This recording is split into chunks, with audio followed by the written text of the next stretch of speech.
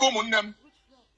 Onye ọbụla ma akwụkwọ dị mma ma ọ dịghị mma mee Hebrew avoid na ịtụkwụ na Hilton Plaza ị ga-enweta onwe gị na Nigeria ịtụkwụ na Hilton Plaza street Court Street ahụ and Eselim immigration kechi Court Street claim and court kechie claim and Eselim enweghị onye ma ala onye ji ụkwụ ga-agaba agaba ya fe ndị niile nọ ebe ahụ ndị be niile na-ahọzụlụ dị ya ama mkpu onye ọbụla n'ala immigration with squad ha ji bịa ihe ha yi black and black onye ọbụla bụ kristo n'aka with ndị akpụ obi ekechiri dị ụzọ onye ọbụla ị ga-aba ị ga-apụ ndị niile nọ ebe ahụ na ha abata onye ọbụla ma kata glass ebe ahụ niile ekechiri Eselin ahụ makpụ onye ọbụla n'ala gị na-ewepụtazi akwụkwọ gị ị ga-apụ apụ ị ga-ala ala from there to Roman Italian ị ga-apụ apụ ị ga-ala ala till eche ekichaa gị onye ọbụla tụ ụkwụ Hebrew Eselin and the court ọ gbatala Nigeria n'ehihie onye m shimagụ na onye ọbụla rike afọ ma akwụkwọ ga adịghị oke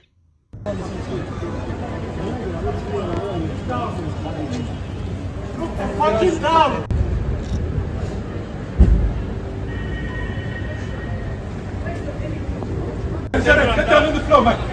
What is so special about you? Down. Did you not tell you to lie down? Is there anyone left inside here? Okay, there's a passage here. Don't know where I pay no mtwana. Where I pay no mtwana. Where I pay no mtwana.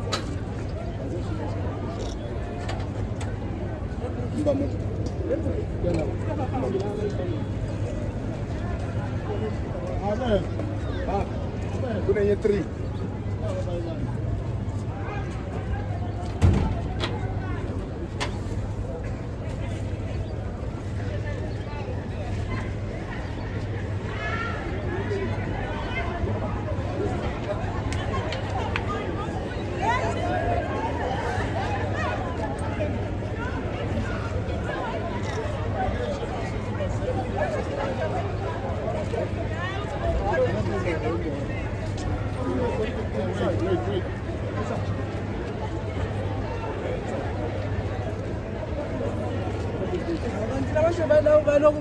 Babuye lisho abana wama passport.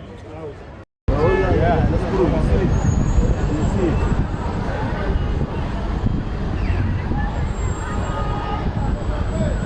So the car for Home Affairs is that side? You see this one again, Home Affairs.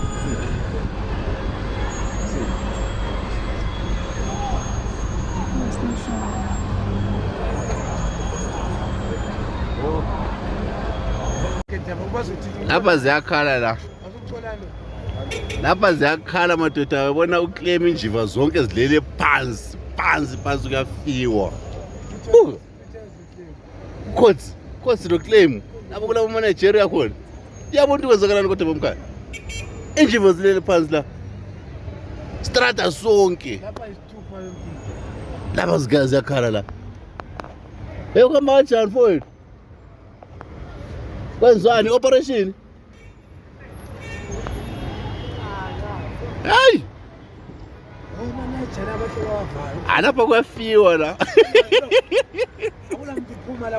Hayi akula muntu phuma akula muntu hamba la. Matata.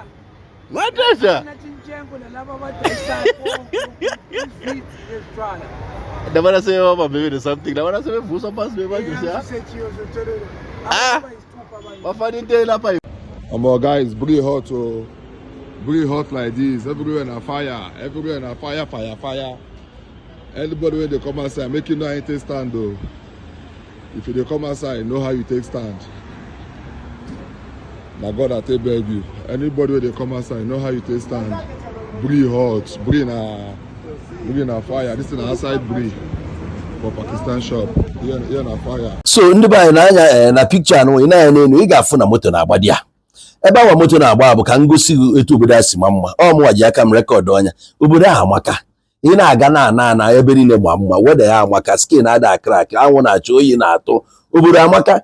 Nni dịkwa cheap, ị ga na-eliju afọ. So na-abụ ndị be anyị fụlụsị ụmụ ife a with ife ndị ọzọ gasị like principalities and powers. Fafụsị anya ọ na-emefa na vada ekwe ana. Na ị na-anya na nke okpuru ị ga-afụ na moto ndị eke ya ebe anwa ka mụnwa bụ n'owu Igbo mee business n'ime ebe ị gafe ebe ndị eke nọ na-aba n'ime ebe a ka m nwee shop o wee bụ na mbọsị ụfọdụ etu akafa isi buru moto gbaa ebe okilikili ị na-ewu ike nwere ike bịa 5 times anya na-agbasa ọsọ ịgbaghị nkwuru na eburu nekwa na Nigeria otu aka ụfọdụ jiri ụfọdụ nwụrụ n'aka ndị polisi etu aka o si adị everyday ebe ahụ onye ebe ahụ mba bọsị ndị imigreshọn ga-abịa etu a ndị be anyị ndị afụrụ anyị n'anya osi ike nakaba ifele adịrọ ka ọnwụ ịbata yi onye ka akụkọ ọkọsi ozu ike ma gị jide ndụ ka ịbala ezinụlọ gị ulu fa rapụfe obodo fa na taba ka anyị dozie nke anyị ọ dị mma